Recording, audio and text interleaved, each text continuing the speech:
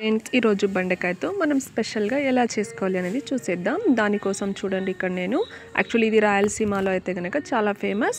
రాగి సంగట్లోకి మరియు వేడి వైట్ రైస్ కనుక చేసుకుంటే అన్నంలోకి చాలా టేస్టీగా ఉంటుందన్నమాట. దీన్ని బెండకాయ బజ్జీ లేదంటే పులిహోర అని అంటారు. దానికోసం నేను ఇక్కడ బెండకాయ, ఒక ఆనియన్, ఒక టమోటా, పచ్చిమిర్చి తీసుకున్నాను.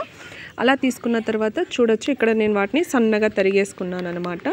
టమోటాని కట్ చేసుకున్నాను, ఆనియన్ కట్ చేసుకున్నాను, పచ్చిమిర్చిని కూడా ఇలా సన్నగా తరిగేసుకొని, బెండకాయలు మరీ పొడుగుగా కాకుండా మరీ చిన్నవి కాకుండా కట్ చేసుకోవాలి. దానికోసం కొంచెం నేను చింతపండు అనేది తీసుకుంటున్నాను అనమాట. ఇది చాలా టేస్టీగా ఉంటుందండి.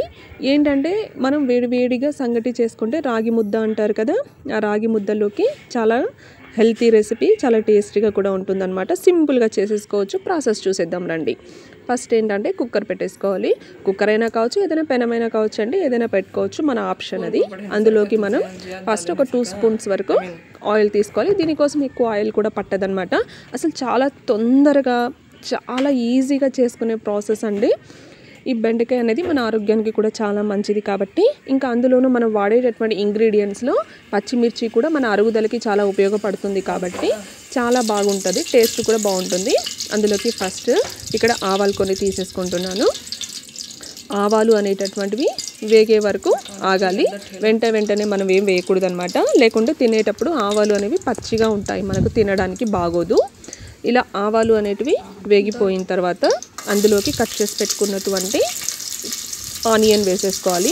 ఇక్కడ మరీ ఏంటంటే డీప్ ఫ్రై అవ్వాల్సిన అవసరం లేదండి, లైట్గా ఫ్రై అయితే సరిపోతుందన్నమాట. మరి ఎక్కువ వేగిపోవడం వల్ల కూడా పెద్ద టేస్ట్ డిఫరెన్స్ వచ్చేస్తుంది అనమాట. కొన్నిటికి మాత్రమే మనం ఎక్కువగా వేయించుకోవాల్సి వస్తుంది, కొన్నిటికి వేయించుకోవాల్సిన అవసరం లేదు.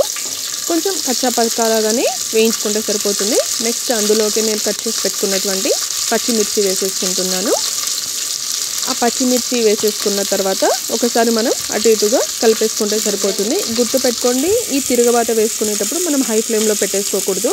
అప్పుడు ఏమవుతుందంటే అది ఎక్కువ మాడిపోయే అవకాశం ఉంటుందన్నమాట. అందులోకి కట్ చేసి పెట్టుకున్నటువంటి టమోటాస్ కూడా వేసేసుకోవాలి. ఆ టమోటాస్ కూడా వేసుకున్నాక జస్ట్ అండి ఒక 1 మినిట్ లేదా 1.5 మినిట్స్ చాలండి, ఎక్కువ టైం కూడా పట్టదు ఇవన్నీ వేయించుకోవడానికి కోసము. చూడొచ్చు, ఆ బెండకాయ ముక్కల్ని కూడా వేసేసుకొని ఒకసారి అన్నీ కూడా కలిపేసుకోవాలి. అలా కలిపేసుకున్న తర్వాత జస్ట్ మనము ఇక్కడ గుర్తుపెట్టుకోండి, బెండకాయ అనేటటువంటిది కట్ చేయకముందే నీట్గా కడిగేసుకోవాలి. క్లాత్తో నీట్గా తుడిచేసుకోవాలి, లేదంటే బంక వస్తుందండి, జిగురు అంటారు కదా, అలా జిగురు వచ్చేస్తుంది. అలా ఉండకుండా ఉండాలి అంటే ఫస్ట్గానే కడిగేసి నీట్గా క్లాత్తో, మనం కాటన్ క్లాత్తో తుడిచేసుకుంటే ఇలా జిగురు లేకుండా వస్తుంది అనమాట. చాలామంది జిగురు ఉంటుందనేసి కట్ చేయడానికి ఇష్టపడరు, తినడానికి కూడా ఇష్టపడరు అనమాట. చాలా సింపుల్గా ప్రాబ్లం లేకుండా ఇలా కట్ చేసేసుకోవచ్చు. చూడొచ్చు మీరు. అందులోకి నేను కొద్దిగా పసుపు వేసేసుకున్నాను. పసుపు అనేది అన్నిటికీ యాంటీబయాటిక్ అండి, చాలా హెల్తీ కాబట్టి అన్ని వంటల్లోనూ పసుపు వాడుకోవచ్చు మనము. దానికి దీనికి సరిపడా నేను ఉప్పు కూడా తీసేసుకున్నాను. ఇవన్నీ మనము జస్ట్ ఇంకొక 1 మినిట్ అన్నీ వేసుకున్న తర్వాత వేయించుకోవాలి. ఇందాక నానబెట్టి పెట్టేసుకున్నాం కదా చింతపండు, ఆ చింతపండును కూడా ఇందులోకి వేసేసుకోవాలి. మరీ ఎక్కువ అవసరం లేదండి, లైట్గా.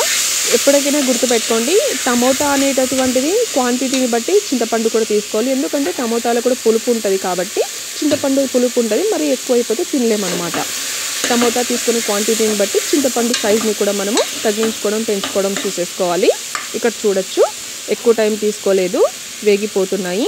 ఇలా మొత్తం మనకు ఈ డీప్ ఫ్రై కాకుండా అలాగనేసి పచ్చి వాసన అనేది లేకుండా టమోటాలు కూడా మగ్గిపోయాయి. చూడొచ్చు మీకు, ఇక్కడ ఆనియన్ కూడా మగ్గిపోయాయి. ఇలా మగ్గిపోయాయి అన్నప్పుడు ఫైనల్ టచ్ కోసం, టేస్ట్ కోసం మనం కొద్దిగా కరివేపాకు వేసేసుకోవాలి.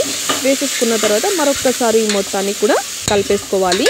అలా కలిపేసుకున్న తర్వాత అందులోకి సరిపడా ఏంటంటే మరీ ఎక్కువ వేసుకోకూడదండి, కొద్దిగా వాటర్ వేసుకోవాలి. క్వాంటిటీ మరీ ఎక్కువ వేసుకుంటే కనుక మొత్తం నీళ్ళలాగే ఉంటుంది. జస్ట్ కొంచెం చూడొచ్చు, మహా అంటే నేను ఇక్కడ 1/2 గ్లాస్ వాటర్ కూడా తీసుకోలేదండి, లేదా టీ కప్ అంటారు కదా, ఆ కప్పు వాటర్ అంతా కూడా తీసుకోలేదన్నమాట, కొద్దిగా తీసుకున్నాను.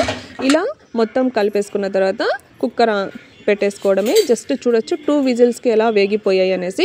ఇక్కడ ఇంకొకటి అండి, ఇలా అందులో ఉన్నటువంటి వాటర్ ఏం చేయొచ్చు అంటే, చిన్న పిల్లలు ఉంటారు కదా, అప్పుడప్పుడే ఫుడ్ తినిపించడం అలవాటు చేస్తూ ఉంటాం కదా, అలాంటి పిల్లలకి ఆ వాటర్లో కనుక మనము ఫుడ్ పెట్టడం వల్ల ఏంటంటే వాళ్ళకు టేస్ట్ బాగుంటుంది, వాళ్ళు బాగా ఫుడ్ కూడా తినేస్తారనమాట. చూడొచ్చు, ఫైనలీ మనము దీన్ని వెనిపేసుకోవాలన్నమాట, ఇలా రుద్దేసుకోవాలి. ఇప్పుడు రెడీ అయిపోయిందండి. వేడి వేడి రైస్లోకి కానీ లేదా రాగి ముద్దలోకి కానీ ఇలా బజ్జీ అనేది చేసేసుకోవడం వల్ల చాలా బాగుంటుంది. చాలా సింపుల్ రెసిపీ, హెల్తీ రెసిపీ కూడా.